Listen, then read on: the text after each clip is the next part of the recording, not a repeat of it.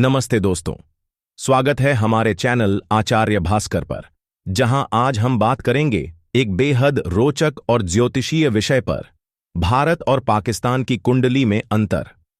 क्या आप जानते हैं कि किसी देश की कुंडली भी होती है जो उसकी स्थापना के समय पर आधारित होती है? तो चलिए, आज हम इन दोनों देशों की ज्योतिषीय कुंडली का तुलनात्मक विश्लेषण करते हैं। अगर आपको ज्योतिष और इतिहास में रुचि है, तो इस वीडियो को लाइक करें और चैनल को सब्सक्राइब करें। भारत की कुंडली का चार्ट और 15 अगस्त 1947 की तारीख। सबसे पहले बात करते हैं भारत की कुंडली की। भारत को स्वतंत्रता मिली 15 अगस्त 1947 को रात 12 बजे नई दिल्ली में।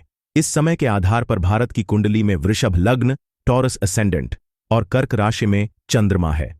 वृषभ लग्न भारत को स्थिरता, धैर्य और संसाधनों की प्रचुरता देता है। यह दर्शाता है कि भारत लंबे समय तक स्थिर और समृद्ध रहेगा। सूर्य सिंह राशि में 5वें भाव में है, जो भारत को वैश्विक मंच पर नेतृत्व और रचनात्मकता प्रदान करता है। चंद्रमा कर्क में 3 भाव में भारत की सांस्कृतिक गहराई और जनता के साथ भावनात्मक जुड़ाव को दर्शाता है। मंगल मिथुन में 2 भाव में आर्थिक और संचार शक्ति को बढ़ाता है। शनि कर्क में मेहनत और कुछ चुनौतियों को दर्शाता है, लेकिन यह भारत को अनुशासित भी बनाता है। भारत की कुंडली में स्थिरता, आध्यात्मिकता और दीर्घकालिक विकास की संभावना साफ दिखती है। यह एक ऐसा देश है जो अपनी संस्कृति और मूल्यों को बनाए रखते हुए प्रगति करता है।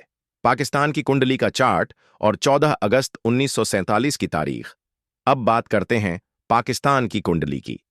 पाकिस्तान को स्वतंत्रता मिली 14 अगस्त 1947 को सुबह 9:30 बजे कराची में। इस समय के आधार पर पाकिस्तान की कुंडली में कन्या लग्न, विर्गो असेंडेंट और मिथुन राशि में चंद्रमा है। कन्या लग्न पाकिस्तान को विश्लेषणात्मक और व्यवस्थित दृष्टिकोण देता है, लेकिन यह अति संवेदनशीलता और आलोचनात्मकता भी लाता है। सूर्य कर्क राशि में 11वें भाव में सामाजिक और सामूहिक लक्ष्यों पर ध्यान देता है, लेकिन भावनात्मक अस्थिरता भी ला सकता है। चंद्रमा और मंगल मिथुन में 10वें भाव में तेजी से बदलते विचारों, नीतियों और कार्यक्षेत्र में आक्रामकता को दर्शाते हैं। शनि कर्क में आंतरिक संघर्ष और चुनौतियों को दिखाता है। पाकिस्तान की कुंडली में परिवर्तनशीलता, आंतरिक चुनौतियां और संचार पर जोर दिखता है। यह एक ऐसा देश है जो तेजी से बदलाव और बाहरी प्रभावों से प्रभावित होता है। अब चलिए दोनों देशों की कुंडलियों के मुख्य अंतर को समझते हैं। लग्न का अंतर। भारत का वृषभ लग्न स्थिरता और भौतिक समृद्धि देता है। पाकिस्तान का कन्या लग्न विश्लेषणात्मक लेकिन परिवर्तनशील प्रकृति देता है। चंद्रमा की स्थिति। भारत का कर्क में चंद्रमा भावनात्मक स्थिरता और सांस्कृतिक गहराई देता है। पाकिस्तान का मिथुन में चंद्रमा अस्थिरता और बदलते विचारों को दर्शाता है। सूर्य का प्रभाव। भारत का सिंह में सूर्य वैश्विक नेतृत्व और आत्मविश्वास देता है। पाकिस्तान का कर्क में सूर्य सामुदायिक भावना लेकिन भावनात्मक उतार चढ़ाव लाता है। मंगल की भूमिका। भारत में मंगल आर्थिक और संचार शक्ति देता है। पाकिस्तान में मंगल शासन और कार्यक्षेत्र में आक्रामकता लाता है। कुल दृष्टिकोण। भारत की कुंडली में स्थिरता, सांस्कृतिक समृद्धि और दीर्घकालिक विकास पर जोर है। पाकिस्तान की कुंडली में परिवर्तनशीलता, आंतरिक संघर्ष और तेजी से बदलते हालात दिखते हैं। तो दोस्तों, भारत और पाकिस्तान की कुंडली में साफ अंतर दिखता है।